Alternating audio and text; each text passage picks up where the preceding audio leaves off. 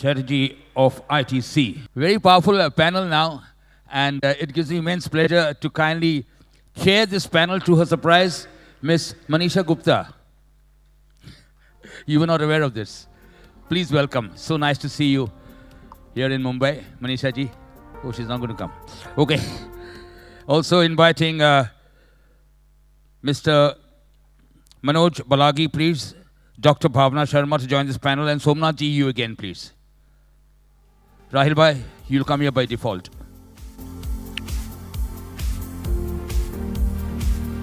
Thank you. Warm welcome.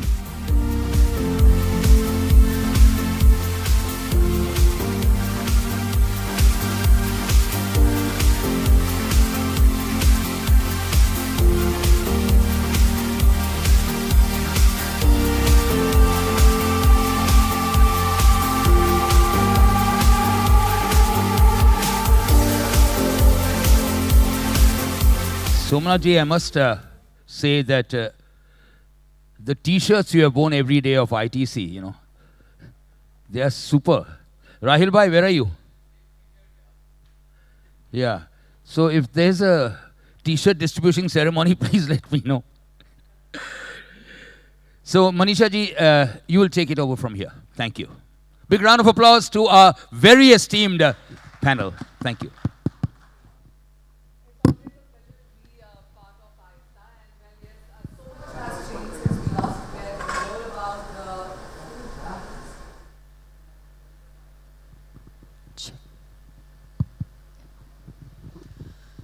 A warm welcome to you all here, and it's always a pleasure to be part of AISTA, and we're meeting after a very long time, clearly after COVID, and so much has changed in the last couple of years, especially when we talk about the food habits, the prices itself, and as Bhavna was totally raging a war on stage some time back about how things are about to change from 1st of July, and Mr. Somnath Chatterjee talked about the concerns that we are seeing into the market and the demand patterns, etc.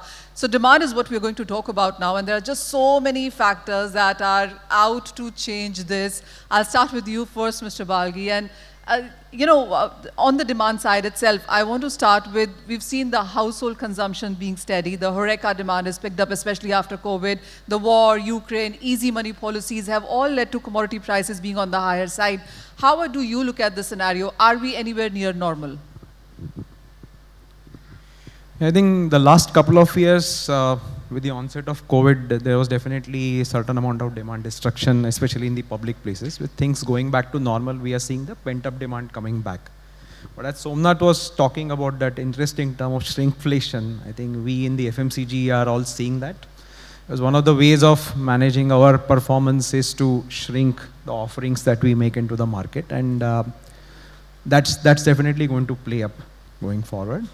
And obviously with the kind of inflation, I think the disposable income is going to go down, and we definitely see a negative impact on the consumption, or the growth rates of consumption would definitely come down. That's what we feel. Check. Thank you. I have a follow-up question on that. As Somnath also pointed out, that what takes care of higher prices is the higher prices itself. What is the kind of sugar demand growth that we've seen in the last few years, and are you seeing that demand destruction, whether it's because of health or prices? So I think the growth in sugar demand has been about 4 to 5% annually. A few factors that contribute is the increasing affluence in the country, where more and more people are consuming, plus increasing distribution of food products across the country. So more and more people have access to packaged foods. But at the same time, the negative connotation about sugar that Dr. Bhavna talked about, and that's definitely having an impact on the consumption. So as I said, the growth rate of consumption is going to come down. The consumption will keep on growing, but the rate of growth of consumption will definitely keep coming down as we go forward. All right. You know, Bhavna, I was attending a shadi last night, and the conversation was ki beer piye ya fir gulab jamun khaye. So, you know, there is a calorie count. It said you have to sin, but where do you sin? So when you look at the 1st of July and you give an exciting and very informational presentation out there, do you see people's eating patterns change? I mean, are we cutting down our sugar? Are we more conscious? Or are we only cutting down sugar? Are we cutting down vegetable oils as well? How have you seen the whole pattern? Well, I think I hope you were able to make the right decision for the shadi to begin with. Well, see, the thing is, I think from a very serious perspective, what is happening, these conversations have started. They have always been part of our life, right? Just from a very normal, common sense perspective, discussions always used to be like, isko kha ke hame mota nahi hona chahiye. You know, the visibility of it. The visibility of everything starts driving your choices. Okay, somebody looks smart, somebody looks healthy versus somebody does not look so, right? The first thing used to be calorie always. It is still there. So everybody understands calorie very, very well. In the calorie, when you start to do so you do a very visual, like you rightly said, if you put a packet of chips versus if you put a laddu and you do consumer studies and you realize people will be able to make out isme calorie hoga, isme nahi hoga, whether right or wrong is a separate question. In that, the second subset that has happened is sugar. Like I was saying, people don't understand fat to the extent that ye fat hai, usme ye acha hai, ye bura hai. People may understand, okay, if I should have olive oil, probably is good for me. But in a country like ours, people are also frying their puris in olive oil, thinking ki kuch nahi hoga. You know, but whether it's right or wrong, I'll leave it to the people's judgment. Sugar is very visible. Again, just like calorie. It has a negative connotation attached to it. The fact that diabetes and other bigger things have also got linked to it. Calorie ka biggest and the easiest measurement on calculation is also sugar, is actually putting that whole imagery to a concrete point now. And with some of the regulations which I was just mentioning before, when they'll start to happen, the conversations are going to get little different and now more serious. Whether it's back of pack pe, this should be the portion you should be having. Why this much portion? Because isme itna chini hai. This is the amount of sugar and fat it has in it, right? Now, those things will now start to line up, and education, everything. It's not wrong. See, these things need to happen because we need to take care of the health of the country. But the way they need to be done, the way regulations are need to be formed with the right kind of information is very critical. Otherwise, it can actually have a very different and a negative impact altogether. Bhavna, let me come to you. When it comes to people, and I'll tell you, some people in my family are pure vegetarians. So, you know, when you look at those toothpastes or a lot of products, there is a lot of labeling on everything nowadays, and some of these toothpastes are not vegetarian. But people have been used to it, they continue to use it, and they're ready to break those laws once in a while. Do you think one added information on back of a package is really going to change a lot of food patterns? You are right. Like I said, a simple back of pack, definitely not. In fact, within the close quarters, we always discuss the front of pack is for consumer, the back is pack for the regulator and the inspector to check. However, this is not stopping back of pack. It is coming front of pack.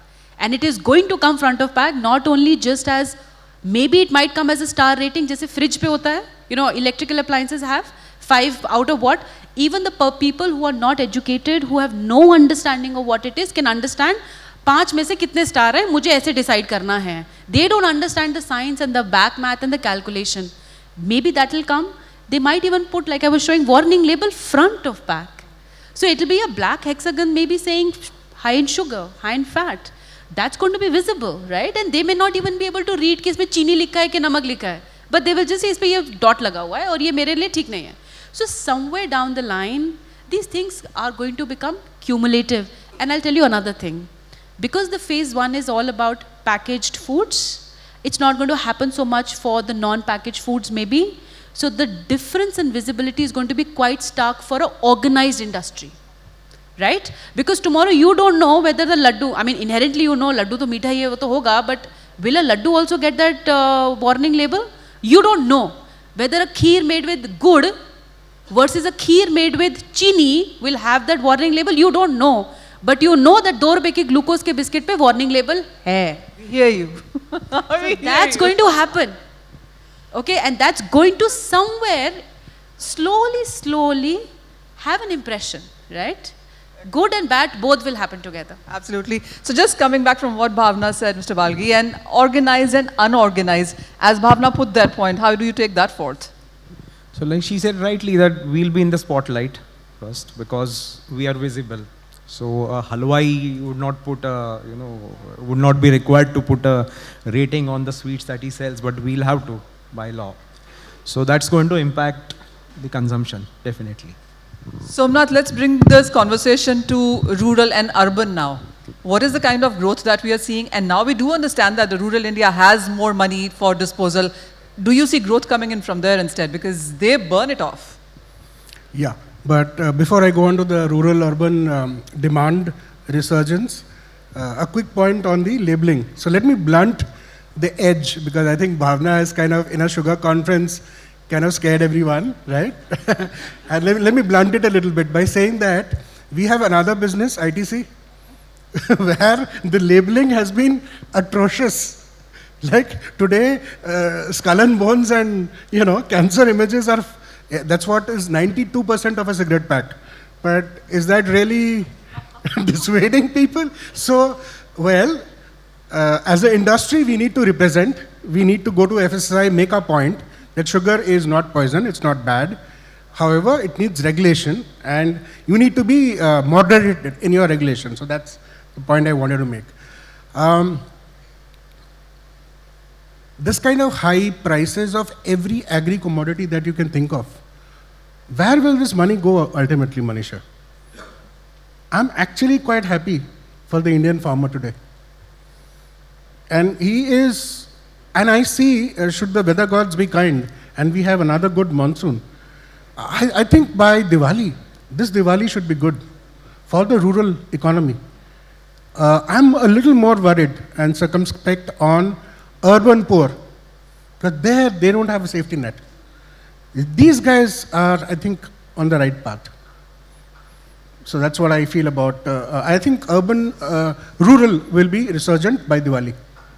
And when you're talking about the food articles and even sugar for that matter, do you see urban India more averse to higher calories, and that's not really the case from rural? Do you still see that divide there? Okay, so you know where maximum sugar is consumed in India? It's not in making laddus or gulab jamuns. It's not even in making biscuits. It's actually in beverages, in tea and coffee.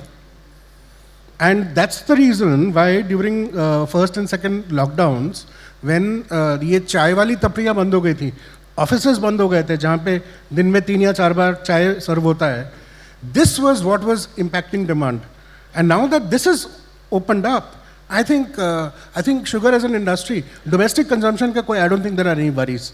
27 million, आसपास around that, and it's going to be steady state.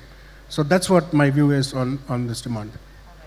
Rahil, when we're talking about the supply and demand balance there, 27 million tons is what we are talking about in the Indian markets. How do you see the international markets? Are we looking at a demand growth there as well?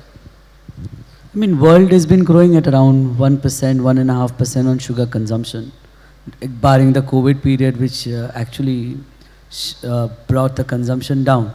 But other than that, अगर आप globally अगर देखोगे, तो Africa still has a lot of potential to grow. वहाँ कितनी countries है जहाँ पे 3 kilo per capita, 6 kilo per capita है, हम 19 किलो 20 किलो के लगभग हैं, तो स्कोप काफ़ी है. Brazil consumes about 55 kgs per capita for some reason.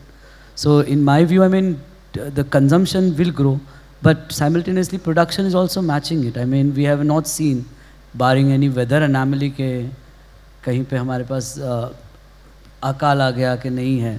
But I think consumption and production is more or less matching.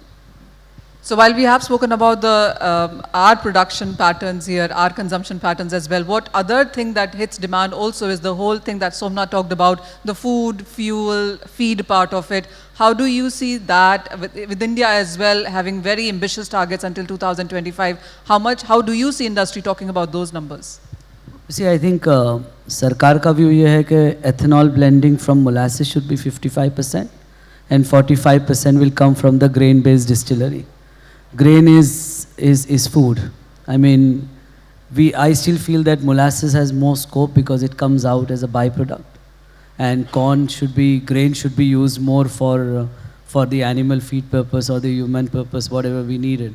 So I think जो for 55-45 का formula है, there is scope for sugar industry to contribute more through the byproduct until we go to a stage where there is no sugar availability. But I think today we are having a sugar availability of around 40 million tons. So 4 million की जगह हम यहाँ पे 7 million divert कर सकते हैं. And I think we can save the corn, which is now 30 rupees a kilo, as Somnath mentioned. And at 30 rupees, to convert it into ethanol and sell it, I think there will be a little bit of of concern. So I think Sir is here, I think he has that message as well. So I'm sure they will be deliberating about it. Let me come to each one of you and understand on what is the next 3 years or 5 years that we see in sense of demand now. We've talked about the recent issues from pandemic to the war to money to weather, the usuals that we talk about each commodity as well. But when we talk about sugar as well, and with so much changing now, how do you see the next 3 to 5 years? Is the industry looking so far ahead? On the consumption side? I think something which I was discussing with you is that I haven't read too much in the newspaper or through AISTA as well, that industry is in discussion with the FASI or FASI or with the ministry on this labeling pattern. I mean, I have for the next 3 to 5 years, I think the short-term target should be, as much as ITC is concerned about how the labeling will look like, I think we as an industry, as an association, should also be talking about it. I think Sanjay and Atul Bhai are here, but I think you have just not read in the newspaper that industry is doing what it needs to be doing as well. As regards the negativity, it always continues. I was 3 days ago, John Abraham tweeted saying that I haven't eaten sugar for 20 years. So I mean, it goes from the talking point to even John Abraham. So I think Mittha ORG has been in existence where ISMA is doing some work, but I think Sudhanshu Pandey has also given us the work that we need to promote the sugar consumption as well and get it nutrient, whatever you can leave the molasses out into the sugar a bit. So I mean, I'm not technically the right person to say how much molasses needs to be put in to get the right nutrition inside, but I think the industry needs to work, as you said. I personally see that is a weakness currently. We haven't done enough for it. Bhavna, so how are you encouraging the industry when it comes to sugar? Are you going to tell them that sugar is not bad, or are you going to tell them that, listen, you're eating vegetable oil, you're eating sugar as well, you're drinking as well? Is it going to be a comparative, or is it going to be fixed on how much is good or how much is bad in sense of demand? That's a very interesting question, because I think somewhere as a scope of it, it starts to change when you talk to people as a group. Just from the perspective, which I also mentioned, from a very, very honest science perspective and human nutrition perspective, there is nothing, not one single ingredient that can be labeled 100% good or bad. That is the truth. Even something which is as sacrosanct as milk is 0 when it comes to vitamin C and iron. It's not complete. Right? So that's what I said. Are you going to do a relative thing? See, that's bad too. That's why it makes it tricky. But the thing is, it needs to be talked on 3 principles: variety, moderation, and balance. It is never this versus that. It will never be, and it should never be. But maybe when the way things are happening, it might become like that. Like you were saying, beer or that. Technically, in the right spirit of it, a small glass of this and a small portion of this, both are okay. That's how it's supposed to be, right? I know it's not an easy decision because we are eating food throughout the day, right? It's not an easy decision. And that's where regulation comes to say, let's make it easy for people. But then the right information needs to go in. So it's never versus, it never should be, कि ये oil versus sugar हो गया, या within sugar it is 100% coming from the natural fruit, versus कुछ add हो गया तो ये तो खराबी हो गया. See, today people are just finding things like no added sugar, no added sugar. उस पे इतना discussion हुआ है. Even the definition of sugar has not been established correctly today, I'll be honest. There's free sugar, there is added sugar, there is total sugar. I'm sure the group is aware, and the regulations are made on these definitions. So it's something very technical, it's something scientific, but at a consumer level, end of the day, the choice should never be versus. That should be our collective aim. Comparative. Yeah, so just one comment on what was being discussed. As far as industry, sugar industry is concerned, I think we intervened when there was a need to intervene, because there was one point of time in FSSI, they wanted to put high content sugar as red dot. So we intervened and we stopped it. Personal view is that people like to hear negative news. And if you start discussion on sugar, and sugar is bad and good, you will give a lot of opportunity to the people who will speak bad about it, and people like to hear negative news more than the positive news. So it will kind of encourage a discussion which probably is premature at this stage. So we are trying to avoid, we are watching it very carefully, but we are trying to avoid too much discussion on this topic. If you ask us as far as India is concerned, we should leave it to the consumer to decide. Why I am saying that? We have huge variation of sugar consumption per capita, state to state. Somewhere like Punjab and Gujarat will be high consuming state, and where the per capita consumption is very high. And then you have states which are not able to afford even the sugar consumption. So it could be negative for some state, it could be positive because they need more sugar content. The best thing would be that we put it on the labeling that what is the sugar content and leave it for the consumer to decide what he wants to buy.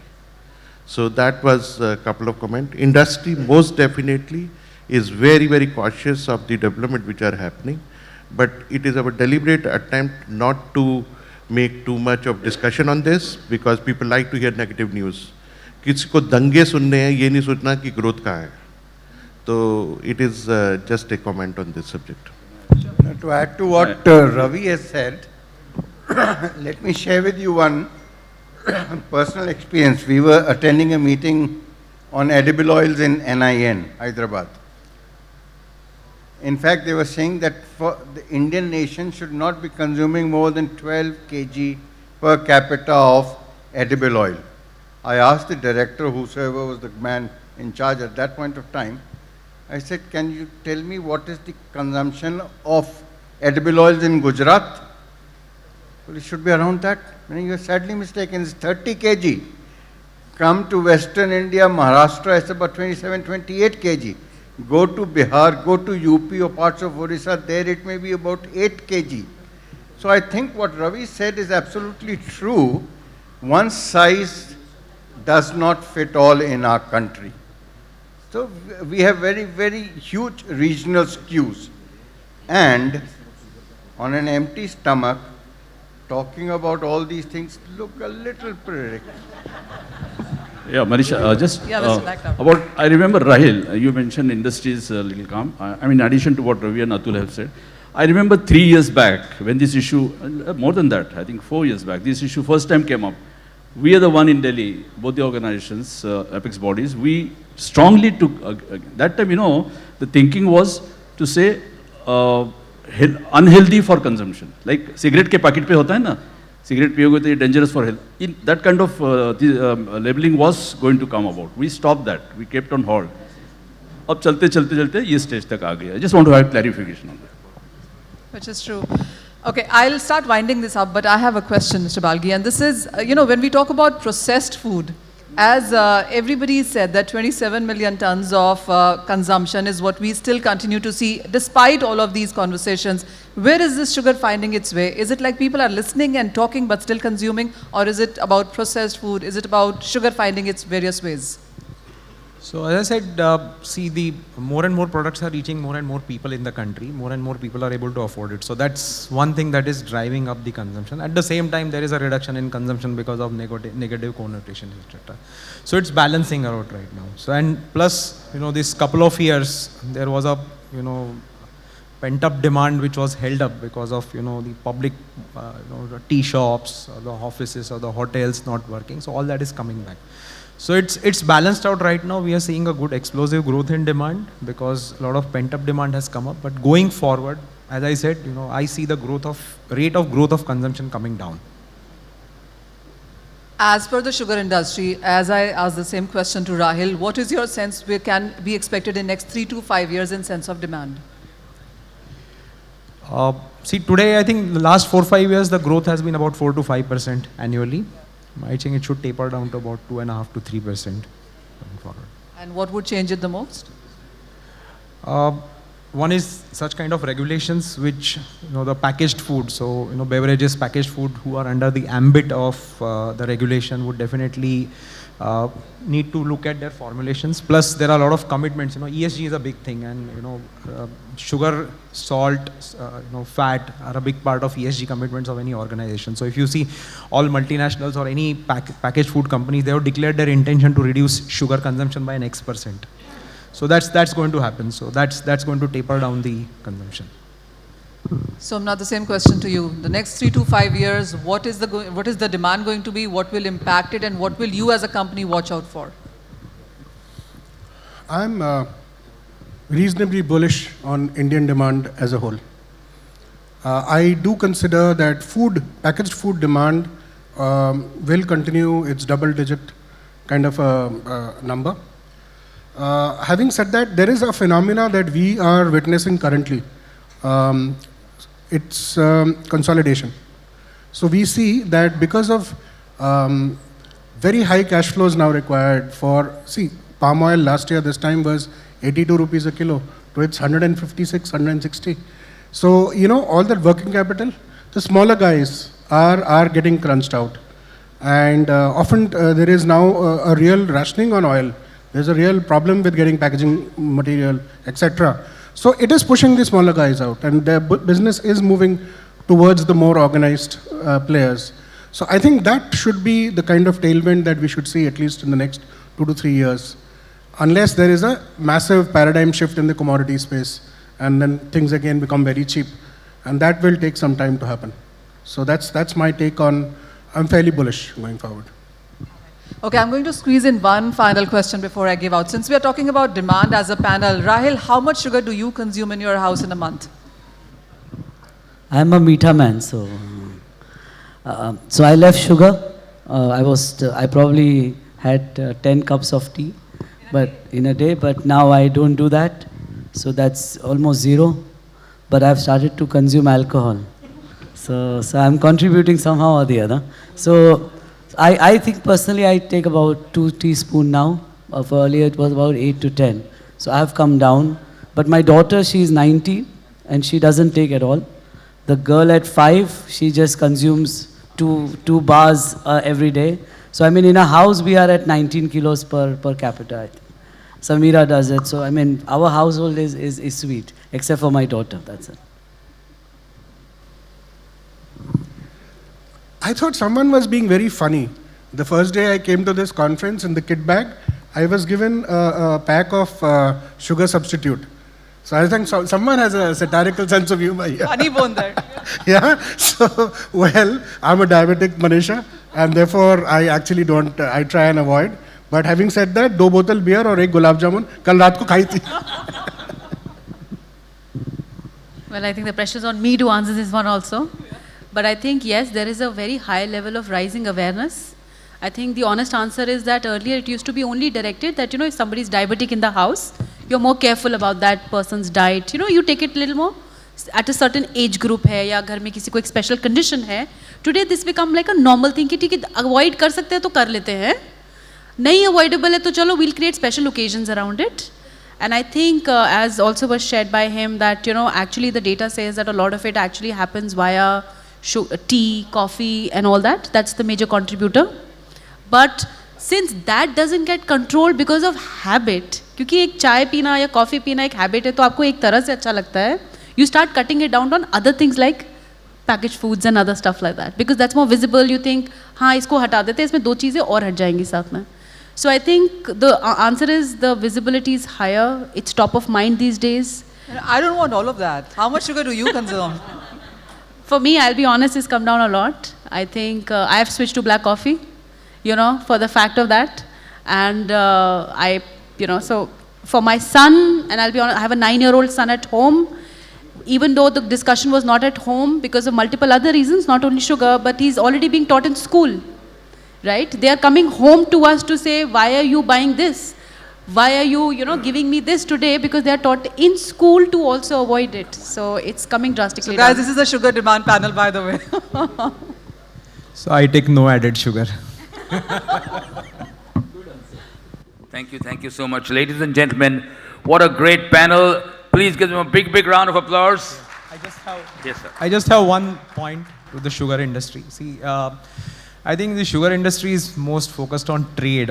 I think you have to start looking at the regulatory aspects. It took you a long time to comply with the packaging regulations on the sugar bags. It took about 3 years, right?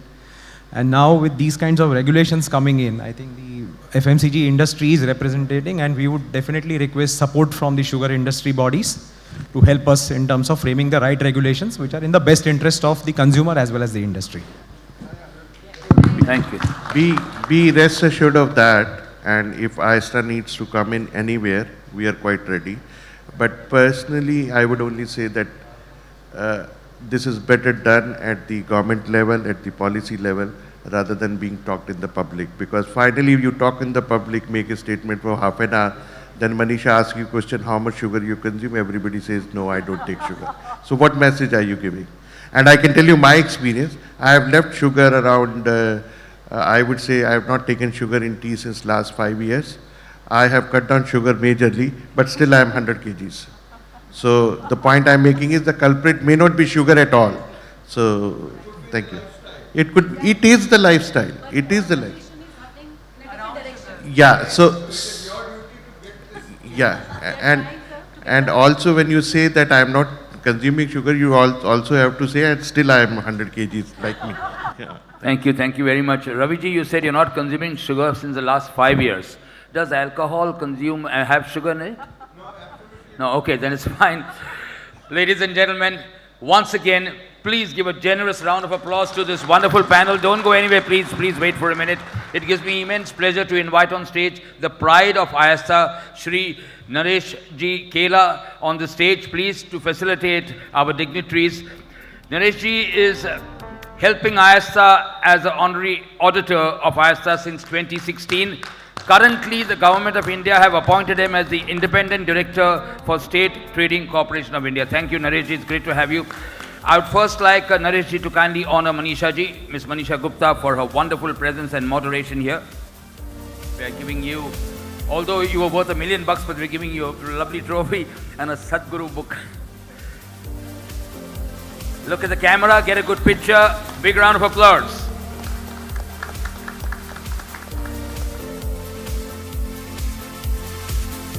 Please stay on the stage. I now invite you to kindly honor Dr. Bhavna Sharma. What a wonderful presentation earlier on. Dr. Sharma, please accept this small gift from us, the trophy memento. Thank you.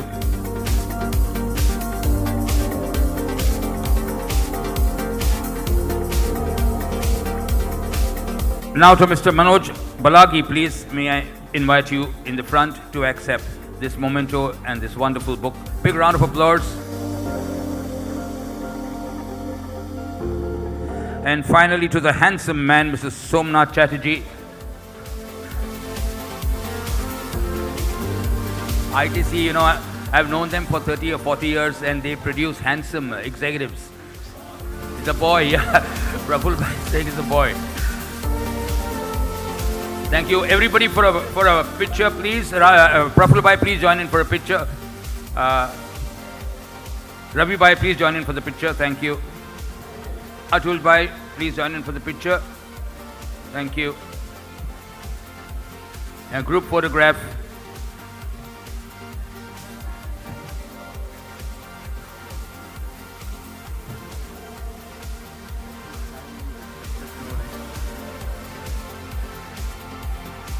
And don't go away after the group photograph because Praful Bhai is going to make you a very, very important and exciting announcement.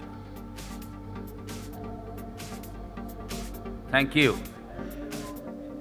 Praful Bhai, 1 minute, Praful. From 2016, we are doing a conclave. And this is the 4th one. Every time we, as a memory of AISTA, we give a return gift to everyone. Because sometimes what's happened that after lunch people goes to home. Then we have a small half-an-hour session. And I would like to show you the return gift which our organizing committee, me, Rahil Bhai, Ravi Bhai has this time chosen. And I want to give to this audience after that last session. So let me show you the things. And this is sponsored by Dhampur Sugar. Right in the front. So something which you're seeing now is worth waiting for because it's not going to come alone, it's in a box. Plus, it has this leather bag. Wow. Superb. This is the India's reputed brand. It's called HF, leather company in Calcutta, from Thank where you. we have got this specialized for our AISTA guest. Thank you, panelists. Ladies and gentlemen, thank you so much. Don't go anywhere. We continue our session, rich session of content. Praful भाई photo हो गया? Okay, great. Moving on.